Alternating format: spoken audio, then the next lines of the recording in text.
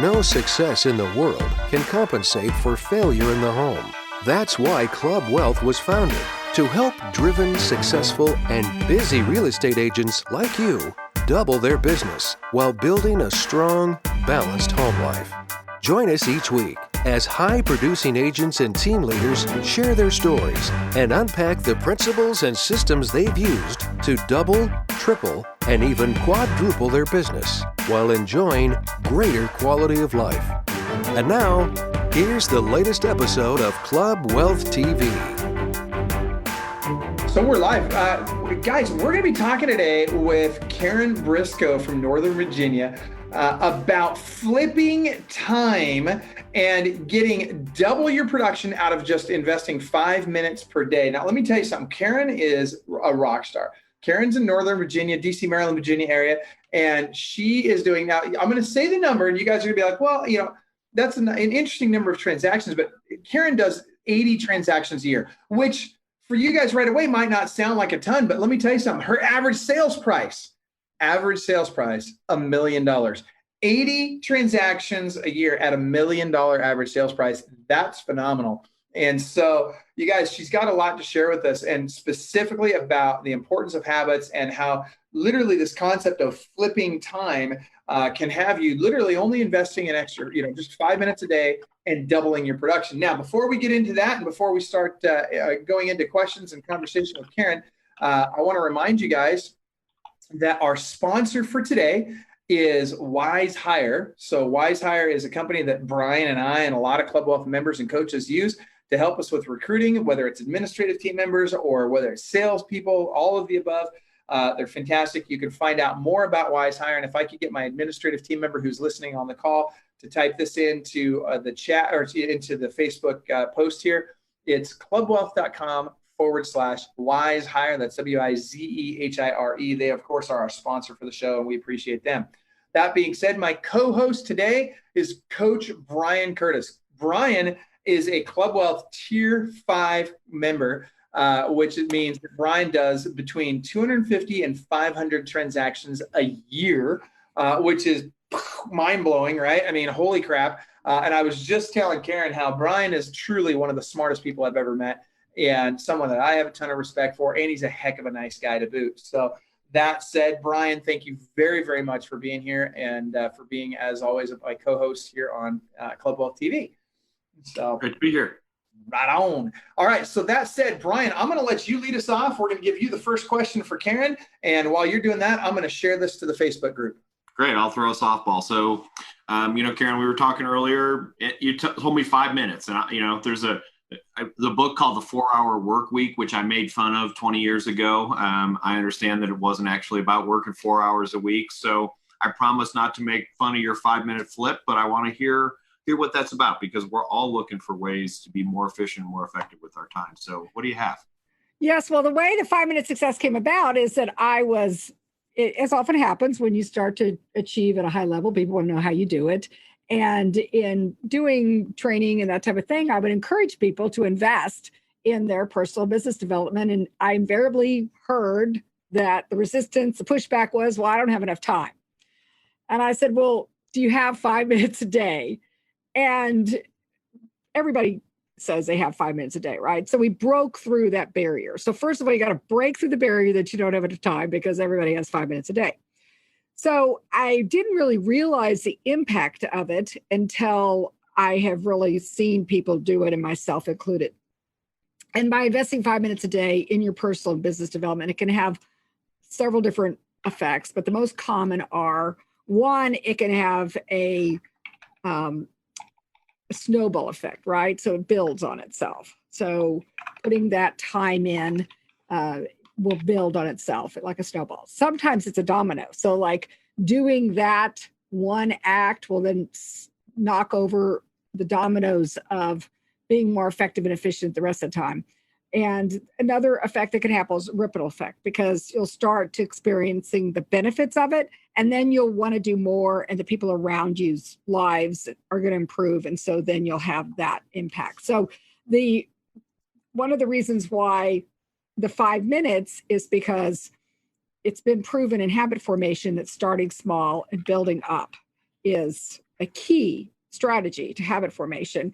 And if people were already doing it, right, then they would be successful. And so obviously there's something stopping them. And I think that being busy has become a competitive arena, and that we're all about trying to say how we're all so busy we don't have enough time to do the things we want to do and do the meaningful work.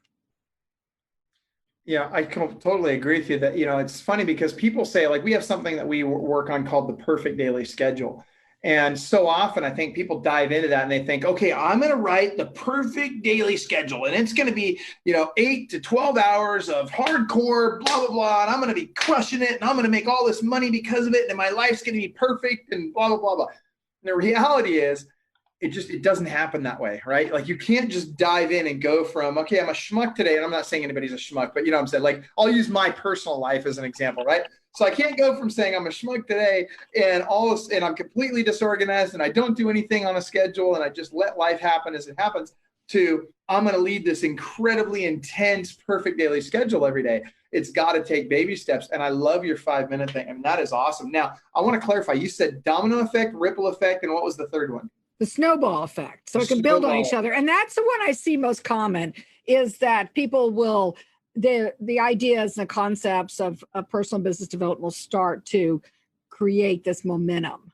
And all of them are some form of momentum, right? And that's the idea, is to get people started. Because if you haven't started, then starting is the most important thing. Just like anybody who's getting ready to start a fitness routine or, eating healthy or something, the habits and the consistent habits are what's going to have the most impact of sustain, right? So we're talking about sustain.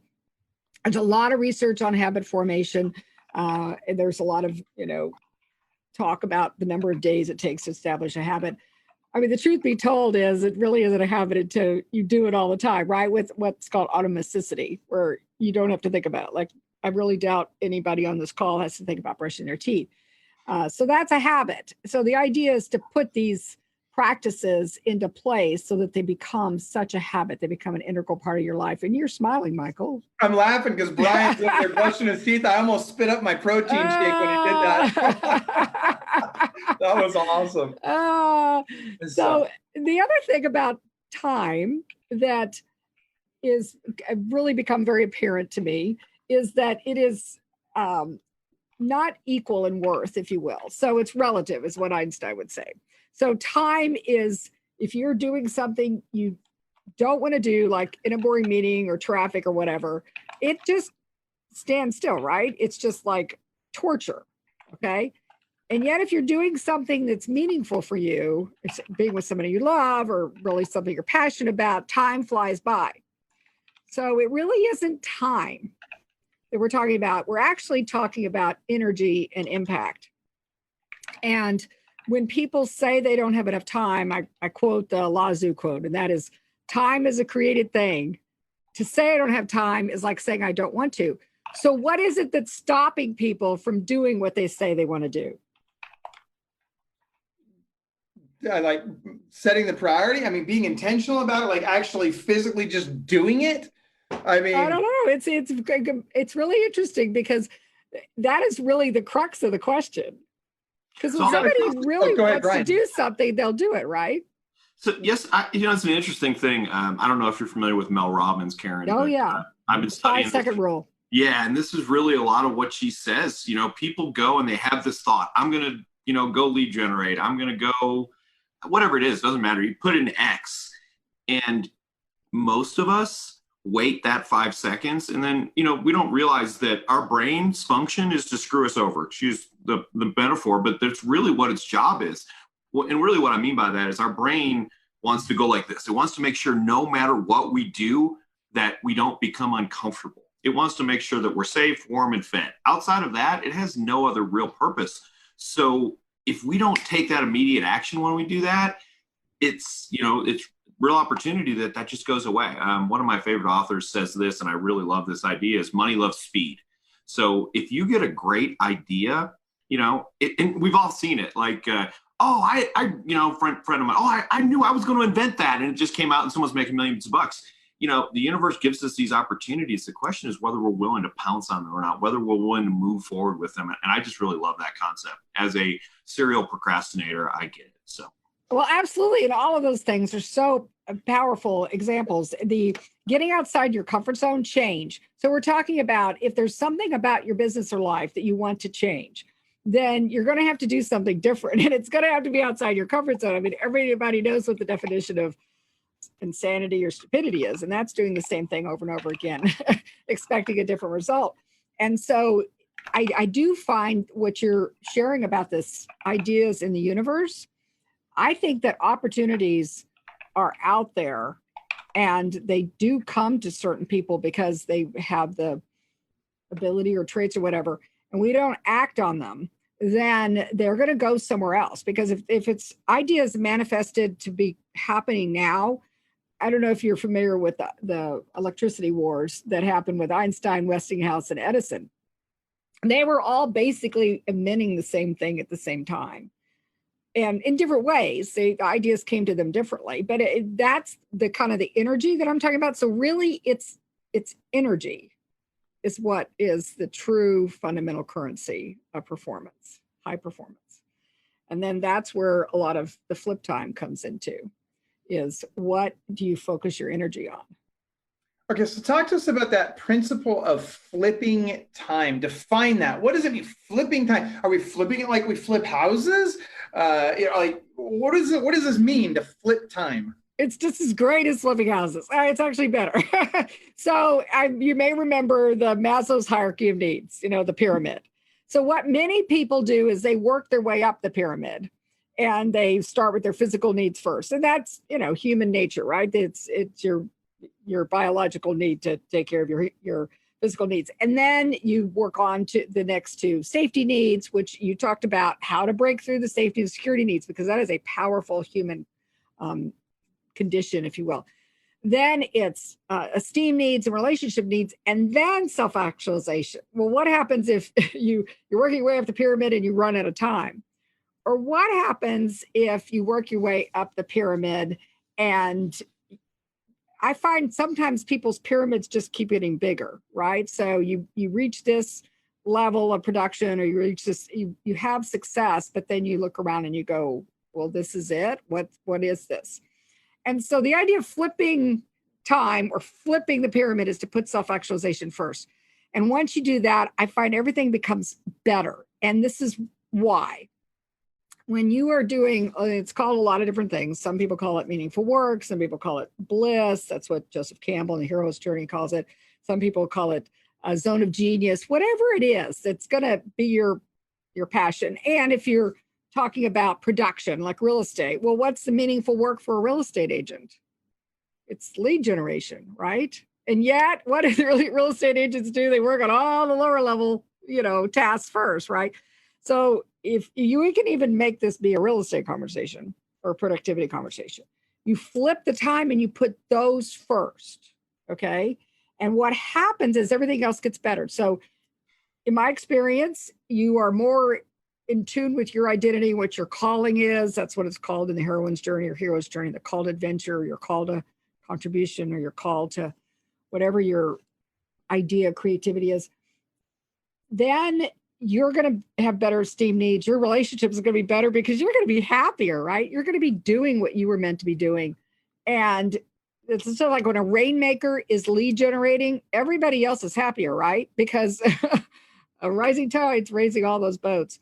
And that then leads to what's the greatest security and safety there is, right? That you're achieving what your purpose is. And same with your physical needs, right? So if you're putting your self-care first, which is a meaningful, your health span is actually one of your greatest assets. You're doing those things first, and the physical needs are going to be taken care of as well. Dude, I love what you just said, is when you take care of that highest need, right? The self-actualization. And really, again, this can come down to those most important things that we need to be doing in our business. If you want to get down to just a task-oriented conversation, it's, if I'm prospecting, if I'm saying intentionally every single day, if I'm making darn sure, not that I make a certain number of calls, but that I get a certain number of appointments every day, right? So if I know no matter what, I'm going to hit my 1 appointment a day or 2 appointments a day or whatever that number is, doing that. And this is what I think people have a hard time drawing this conclusion, or drawing this, kind of this flow, understanding how this really works. But if I really do that, it really does improve all of the other areas in my life. Now, there's a point at which we have to say, time out, got to have some personal time, right? So it's not enough to just say, okay, I'm going to go prospect all the time. I'm going to go set appointments all the time. And I'm going to forget about my family. And I'm going to forget about my spiritual life. And I'm going to forget about my health and all this other stuff. We've got to take care of all 5 key areas in our life. That said, if we fail to take care of those things that are most important in each of those 5 key areas in our life, then all of it falls apart. The problem is, to your point, most people spend time down at the bottom of Maslow's hierarchy of needs, which is counterproductive, right? Because all that happens is your pyramid gets wider, right? All of a sudden you got more of this stuff you got to do. More stuff, but you're not actually doing the things that's going to have the most impact. And you're so right about to me, it's activities that, and not time, that determines success. Because I think sometimes, again, back to time being a human construct, and people can waste a lot of time doing nothing, right? But so it's doing the activities, it's doing the things that are going to have the most impact. And just think about it: when a rainmaker is truly in production, then everything else in the business, in a lot of ways, becomes better. And dude, I just got to touch on this because you just nailed something. I literally just had this conversation with Coach Misty Bruton this morning. Literally just had the same conversation where you just nailed it, because so many rainmakers want to get out of production. And Brian, you and I have had this conversation lots of times. Now, you successfully made that transition, but it's such a difficult transition to make, and it has to happen at the right time, right? And so many rainmakers want to get out of production too soon. And but here's the reality, and this is exactly what Misty and I were talking about this morning. When the rainmaker is in production and is leading by example, and is not and is bringing in, is really leading the charge on going out and killing the game, if you will, and bringing that back to the cave, or whatever you want to call it. At the end of the day, leading by example in that way, not only does your personal production really help the team, but because they're seeing how to do it, they're seeing exactly that, hey, I'm not just telling you to do this, I do it myself. Let me help you. Instead of saying, let me push you out there and make you go do it, let me show you and share with you how I'm doing it, and I will help you do likewise. And I just think that's so much more powerful. Now, Brian, I got to ask you a question. 250 to 500 transactions a year, man, that's, tier 5. You're crushing it, right? I mean, you're freaking. Now, the question I have is, how does this manifest itself in your business? How are you staying at the top of the pyramid? And I'm not talking about on your team. I'm talking about Maslow's hierarchy of needs. How are you staying at the top of that pyramid and acting at the top of that pyramid in self-actualization and in terms of really leading by example at a time when you are not only out of production, but you live in a different state than your team? And your team is producing at a wicked high level, and you've got a ton of coaching clients, and you're on the road at a lot of events, and oh, and by the way, you've got a good family life. How are you freaking making this happen? I'll sleep when I'm dead. No, that's not true. So, I like a lot of the stuff that Karen's saying, and I've said it a different way. And I think it's really great to hear some of the same information packaged in a different way, because I know that I resonate with a certain group of people. Michael does, and Karen. We all resonate. Of course, there's a cross section. But, for me, it's really about, we called them 2200s for a while. You lost me for a second. We call them 2200 tasks. And I don't know if we're still doing that. But basically, there's $20 an hour tasks and there's $200 an hour tasks. Now, the reality is that's not an exact science. It's going to vary from market to market, but it's a concept. And, I'm a huge Tony Robbins fan. I know you know that.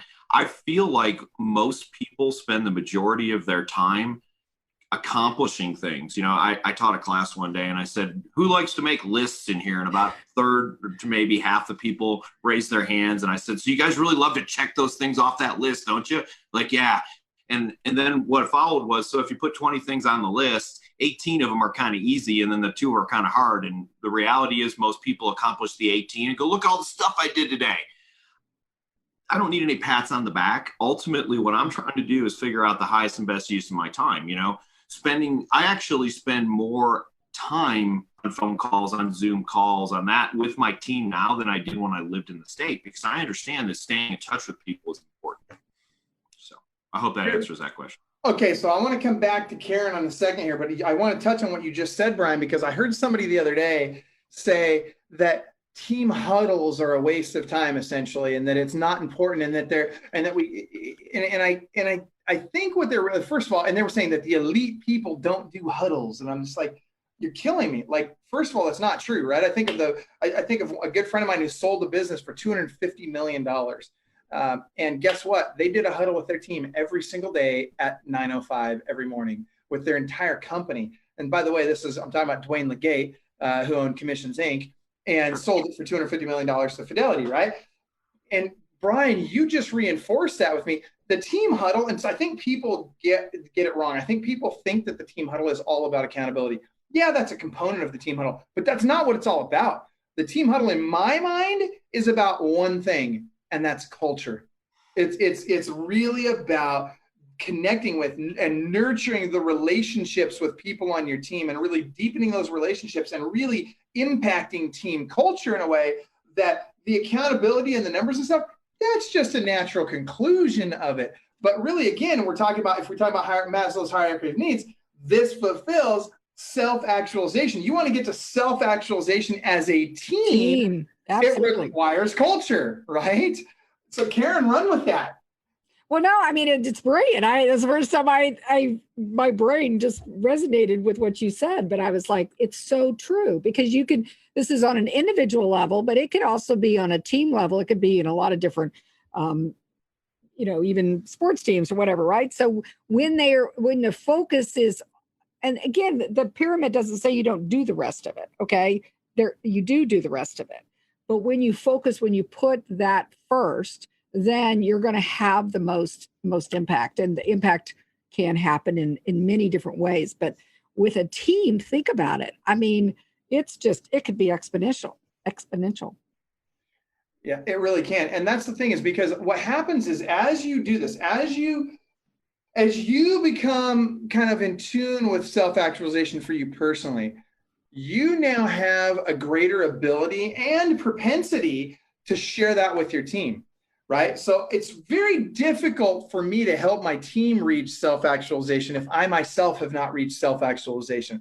Very similarly, it's very difficult for me to help my team be successful if I myself have not been successful, right? If I'm not doing a good job leading by example, if I'm not out there on appointments and doing a good job, making the calls, scheduling the appointments, closing the appointments, doing the things that real estate agents do, or in any business, doesn't matter what business you're in, right? If I'm not doing those things that lead to success on a daily basis, very hard for me to tell someone else to do that, and even harder to get them to do that. And so self-actualization starts internally, but it begins to become something that exudes from us out externally, and it can now help other people. Go ahead, Karen. Well, I was just thinking that a lot of times people use the example of the oxygen mask on an airplane. And if you're on an airplane and the oxygen masks drop, by all means, put them on, because it is a scarce resource at that point. The perspective I have is more of an abundant and thriving, because really in reality, there is ample oxygen for everybody. And the idea is when for self-care or self-actualization or meaningful work or whatever, the leader doing that is actually to create an environment of thriving. And leading by example is one of the best ways. I find that when my life and business improves, everybody else's lives around me do as well. That's back to the ripple effect. So it's really not selfish at all. It actually can have, and you'll, back to the example, if you're showing how it really isn't, there's a lot of time management and work-life balance and productivity and all that, but if you're showing by example what you focus on expands, right? Then other people are more likely, it's just like children, right? They really don't hear much of what you say. They're going to focus on what you do. And so if you want to expand your business or your life, live a big life, then the best way to do it is to show other people how to do it. And that's the Zig Ziglar quote, right? if you help just enough other people get what they want, you're going to get what you want. Absolutely. And so that's the way to really grow an amazing life. So, Brian, you mentioned a moment ago, you were talking about how, and by the way, Karen, I completely agree with you on that helping enough other people getting what they want will automatically lead towards you getting what you want and more, by the way. And Brian, you mentioned that a big key, and I like this. So I'm a fundamentals guy, right? I mean, I love all the talk and, the more the existential stuff, I think it's all great. But I'm a small-minded guy, right? I have a pea-sized brain, I think, sometimes. I'm not the sharpest tool in the shed, but what I know is that the fundamentals matter. And Brian, what I heard you say is paramount for you in running your team from afar and continuing to produce between 250 and 500 transactions a year in and year out. Fundamental to that has been your presence with the team, whether or not it's physical or not, right? Because we talk about being the difference neurologically in the brain between interacting with somebody face to face or interacting with somebody on video. The brain actually neurologically almost can't tell the difference. It's a very, very, very negligible difference from video to face. And so what I'm hearing you say, Brian, is you're on video with them on an extremely regular basis, and that has made a difference. Am I right about that? So let me be honest, because I think that's really important here. Yeah. I don't do my huddles on video. Okay. I don't, but I will do one. I think you should, by the way, but go ahead. And we'll talk about that some other time. Yeah. So, but I think it's important to maintain some one-on-one stuff. And so since I can't sit down in the office with everybody once a week, then I can do Zoom call. I can reach out. And here's the reality, though, is that the people on our teams are looking for stuff from us.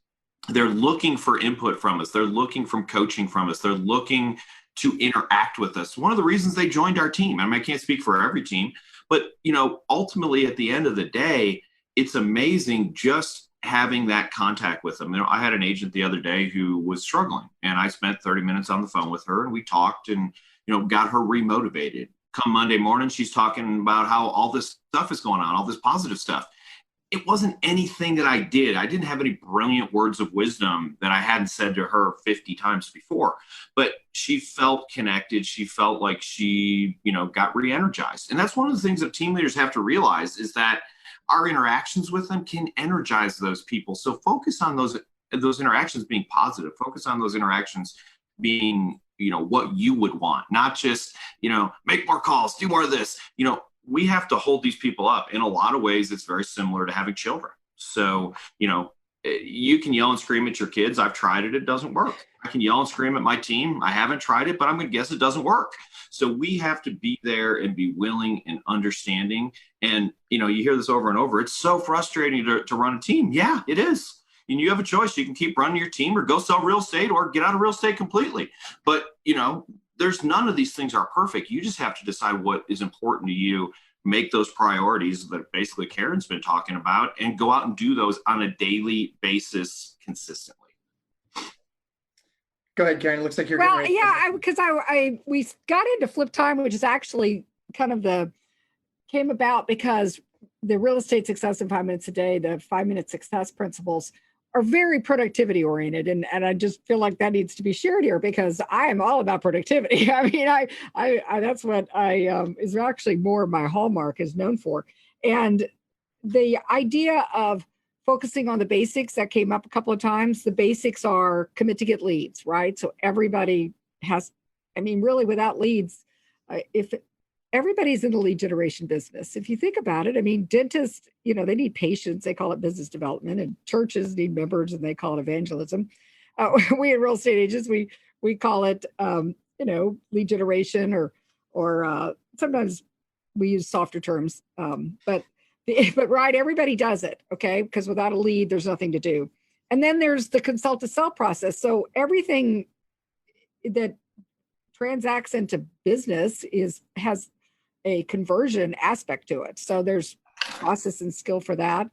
And then what often happens is, and it isn't, again, just to real estate agents or salespeople, but people who get stuck on this, transactional nature of their business and life, and they're only as good as their next deal. And They're on this hamster wheel. And so there's principles to connect, to build, and grow. And those principles help people create scale and leverage, like what Brian's talking about, so that you can actually, it's like, I heard this example, like planting a citrus tree takes a lot of time and dedication, but once you do, you could have more fruit than you could ever eat the rest of your life. Going out and hunting and killing every day means every day you're going to go out and hunt and kill, right? So getting people off that and into something that's going to be sustainable. And then the principles that we've been talking a lot about today are success, thinking, activities, and vision. And so this trying to teach new way to think, right, about how to flip your time, because if productivity hacks were working, people would already be doing it. And then how to have the vision of what you want in your business, in your life, but then the activities that go into it, because there's a lot of people that, they'll tell you to just say your affirmations and have your vision board, and they forget to tell you in between that you need to do the work, right?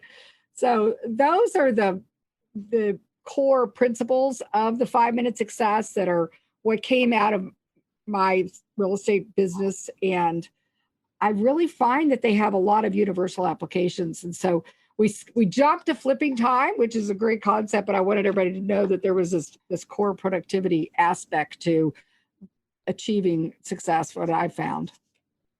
I agree. It's really what you're saying is, hey, look, we talk about all these things, all these high level, stuff we should do, blah, blah, blah. But really what it comes down to is, especially when it comes to leadership, it comes down to, yes, we need to have the vision boards. Yes, we need to set goals. Yes, we need to create our perfect daily schedule. But none of that matters if we don't get our freaking butt up in the morning and go to freaking work, right? Like at the end of the day, we just got to do the deal. We got to eat the frog, right? We got to embrace the suck. I mean, it's just, these are principles that have been around for a long time, a lot longer than I've been on this planet. I didn't invent these things, right? Somebody else came up with these. I think Brian Tracy is the first one to say, eat the frog, right? Yeah. You got to do it, right? Like it makes sense. Now, Brian Curtis, you mentioned something that I think is lost on a lot of people, and including me at times. And I'll share a personal experience I had recently where it was lost. I mean, people don't care as much about what we say. They will remember how we made them feel, right? Now, I'll give you an example. I had a recent conversation with a team member, and dude, I blew it on this conversation. I was task oriented on this conversation, right? I was completely thinking tasks. I wasn't even thinking broad picture here. And my message, the message I was giving was completely different than the message that was received. It was two entirely different things. I mean, literally polar opposite. I was saying this, they were hearing that. And here's why. Because I wasn't focused enough on how I was making them feel. I was too focused on getting my point across and not really focused on how are they hearing this? What is the message they're getting versus what am I saying? And this is a whole nother conversation. Jesse Zagorski does a really good job talking about not just active listening skills, but communication. And when does real communication happen versus just, I'm telling somebody something and I'm hoping they receive it. Brian, you're very good at this also. But again, to your point, as we flip the hierarchy of needs and stop working on the bottom, we start working on the top, we will naturally come to the conclusion that, look, in communication, if I not only it's not just about getting that point across, it's about ensuring that in the process, the person understands that I care about them, that I love them, that I care about their success more than I care about my own, which no matter how much you feel that way, no matter how much you say that, nobody's going to believe it until you convey it in the way they need to hear it so that they feel good about that message. Does that make sense? I mean, it's so easy. I'll give you an example. It's easy for me to tell my team members, I really want you to be successful. I want to help you be successful. I want you to go out and experience all the things in the world you can experience that will help you be successful. And I'm going to be your biggest cheerleader when you're successful. And I'm going to be sad when you fail. It's going to hurt me too when you fail. I'm going to feel bad about that. I'm going to be emotionally, it's going to impact me as well.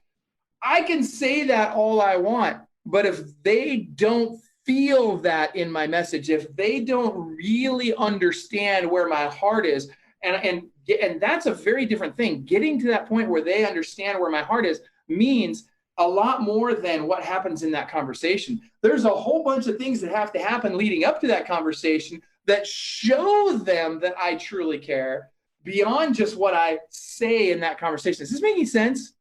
Yeah, this is where I love the feel, felt, found script. I had this happen with a team member yesterday. She's a relatively new agent. She's kind of doing her first buy sell at the same time.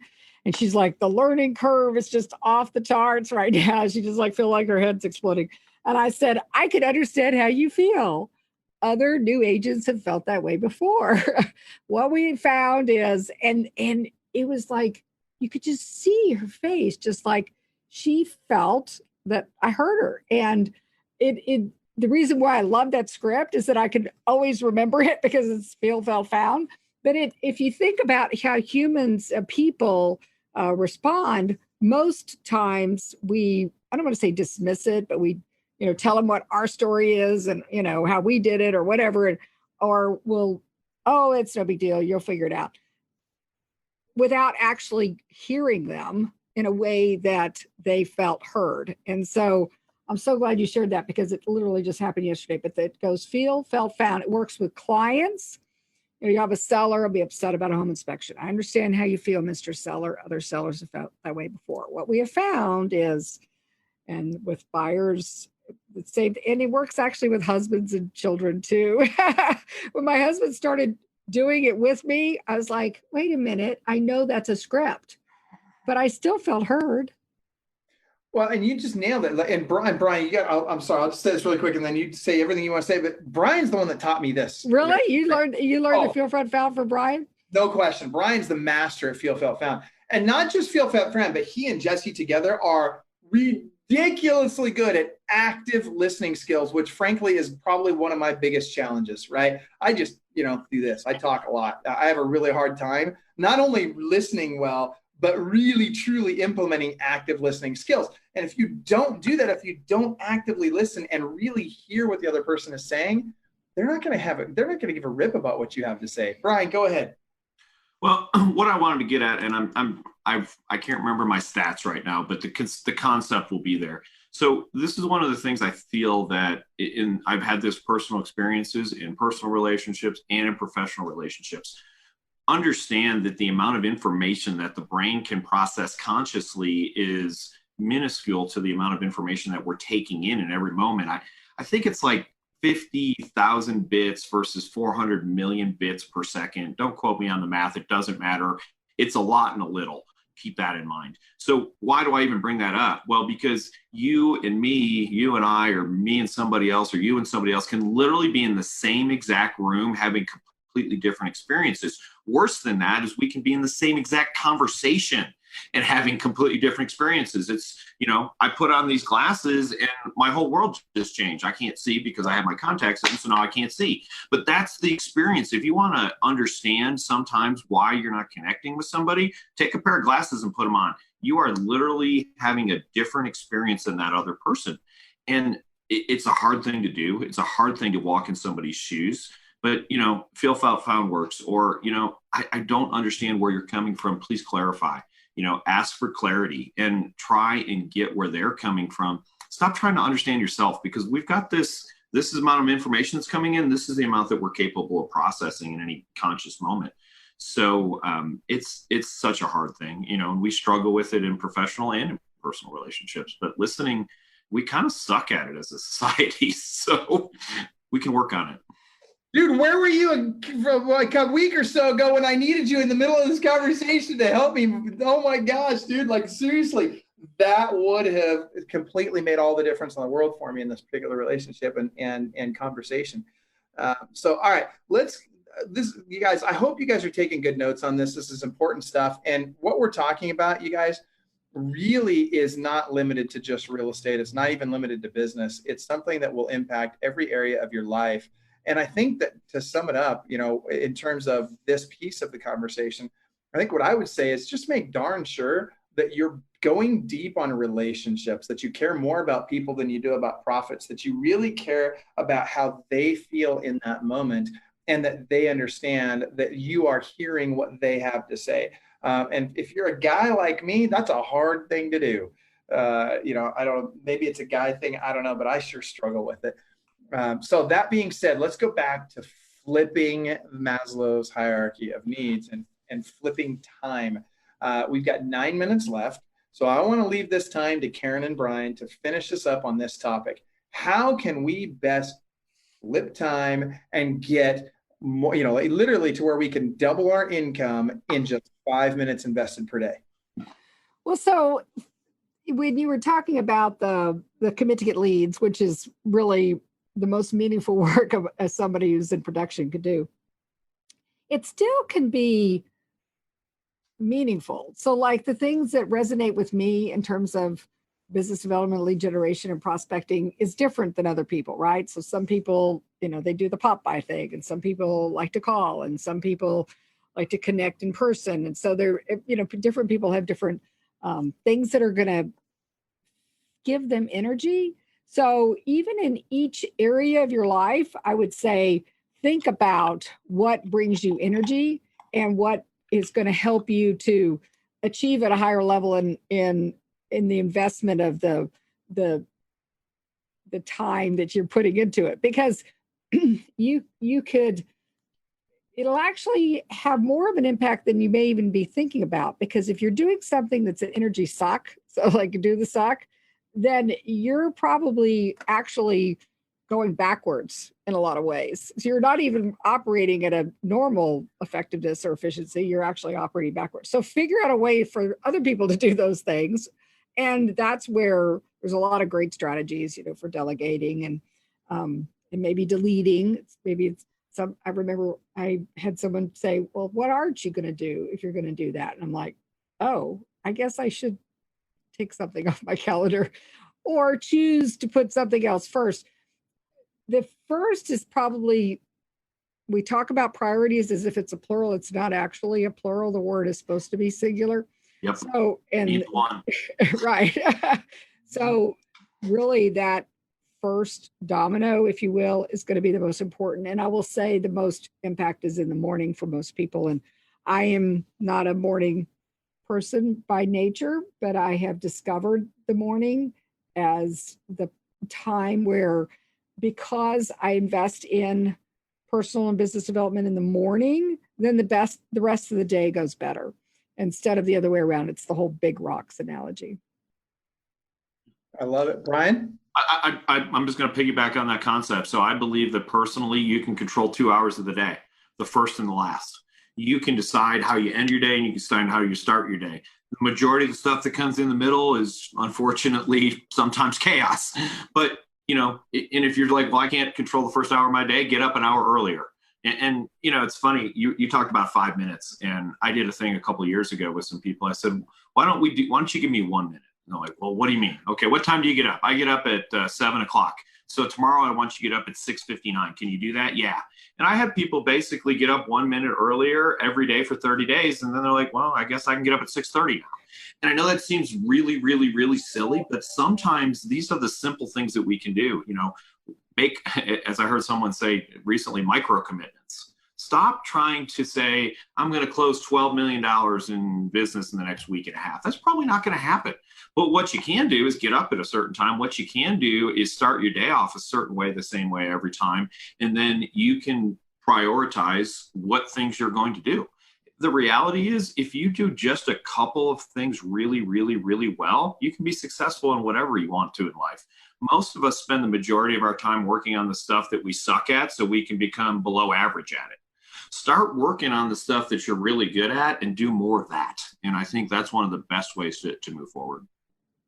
I love it. And I agree, Brian. I find that people then start to feel the benefits of it, and then they want to do more, which then they'll figure out how the rest, right? It's Marie Forleo says, it's all figure outable. So do that first, eat the frog first, or, whatever it is you want to call it. Do that first. And what I encourage is meaningful work, self-actualization, those kind of things first, because then you will have the energy to make the most impact on the rest of your day. Yeah, I love it. And it's interesting. You talk about these micro commitments and how little steps lead to big steps or bigger steps.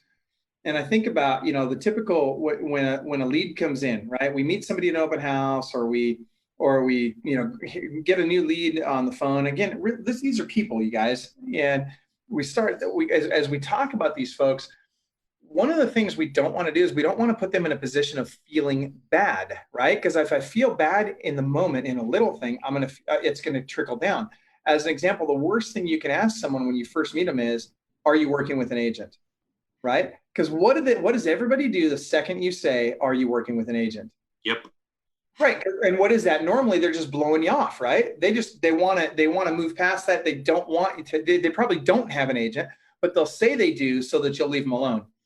The reality is the question we should be asking is, who is your agent, right? If we say instead, who is your agent, they're far less likely to lie about it. Because here's the thing, if they say yes and they don't really have one, they've just lied. And that feels bad. So we've just put them in a position of feeling bad. And we don't want that. We don't want people to feel bad when they interact with us. We want them to feel good when we interact with us. And go ahead, Brian. Look like you're going to. People are going to laugh at me for saying this, but stop acting like your time's so valuable. And here's what I mean by that. So let's say that I did 10 minutes, Karen was a lead or Karen was a potential client. Let's change some language there. So I'm talking to Karen on the phone and I spend 10 minutes with her and I give her some advice and we find some things out. And at the end, she says, you know what, Brian, I'm actually already working with another agent. What's the worst thing that happened? I spent 10 minutes of my time helping another human being. And you know what? If that person ends up having a bad experience with the agent, who are they coming back to? Me. So, we lead with these things. We lead with these two questions all the time. And I can tell you right now, I can tell you to go directly to whatever. If you lead with, are you pre-qualified and are you working with somebody else? What you said to me is, all I want to know is if my time is valuable enough to spend with you.